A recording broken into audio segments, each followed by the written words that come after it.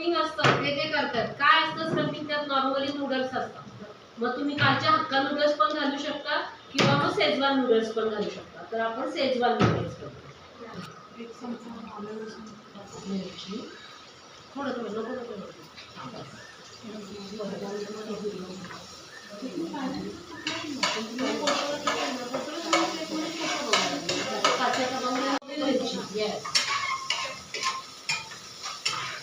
ढोबळी मिरची थोडी परतून झाली की कांदा आणि गाजर लगेच टाकून द्यायची. थोडी परतून दे तिला. काचेच्या वाटी काचेची सगळ्यात वर आहे. घाल गाजर आणि ते घाल. हे गाजर थोडे कडक आहेत ना म्हणून आपण आधीच घातले.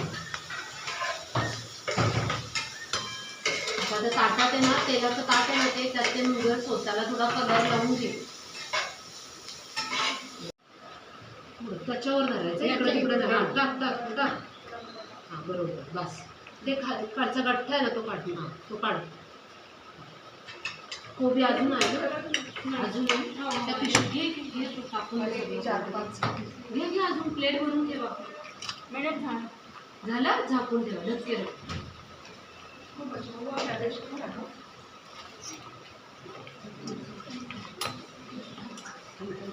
कोथिंबीरचा शेंडा काढून ठेवायचा. हो घालून टाका सगळा.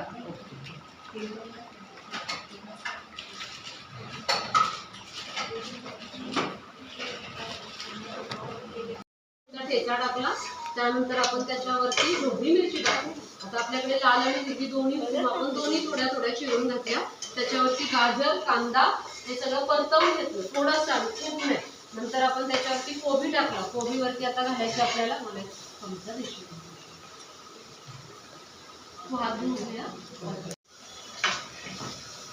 थोडीशी कांद्याची पात आधी थोडी वरतून घालायची. एवढी कांद्याची पात फोटोसाठी ठेवा बरं का. अजिनोमोटो होतं ना अजिनोमोटो होतं ते खाते तू खाते. आज काय होतं तुमचा मेनू? हो काल येऊन गेली ना. हो काल तुम्ही सांगितलं तिथे काल ओळख पण करून गेली सगळ्यांची. आणि या आपल्या एंटरप्रेन्योरशिपला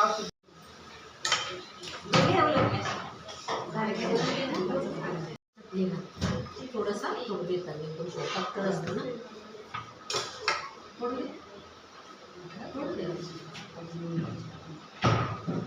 शेजवान चटणीचा डबा ते असे तुम्हाला फोटो लावून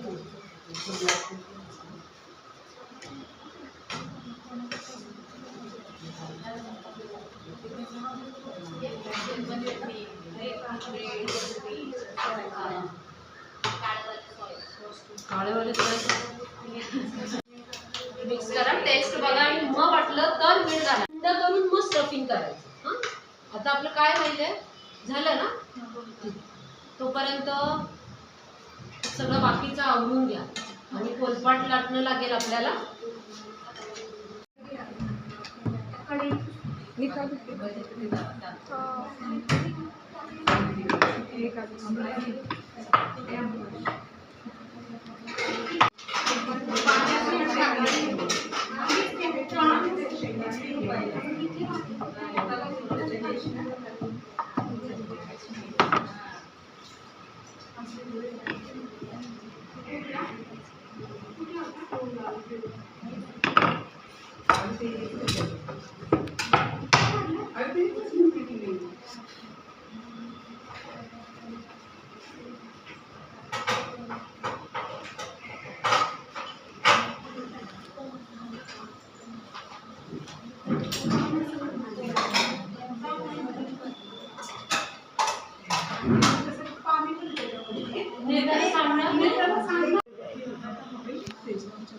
कसं मोठे होऊन गेले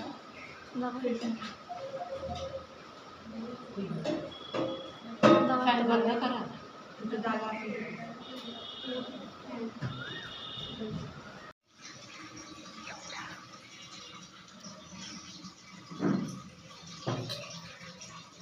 करताना फक्त ना हात कोरडा ठेवा. पाणी वगैरे लावून. आता हे भरून घेतलं आपण. काय केलं आधी लाटून घेतलं कढईने सगळं पाणी लावलं. तुम्ही आता इथे पाहाल तर या साईडला एक एक बोटच राहील आणि या साईडला दोन दोन बोटं राहील, बरोबर आहे.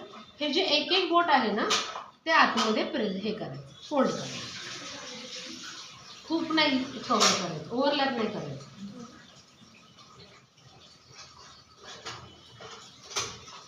ठीक आहे.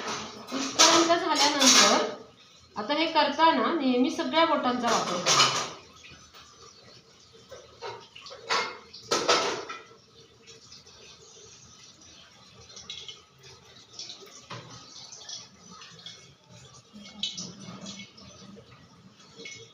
बाजूने ओपन नाही राहायला पाहिजे, इकडून ओपन नाही राहायला. ठीक आहे, आलं लक्षात. तुम्ही हे जास्त कव्हर केलं तर तळतळ खाताना काय होतं, मग तिथे पीठ पीठ लागतं, तळलं जात नाही ना नीट. मग फक्त एकच बोट फोल्ड करायचं. ठीक आहे, लागणार. आता स्लरीमध्ये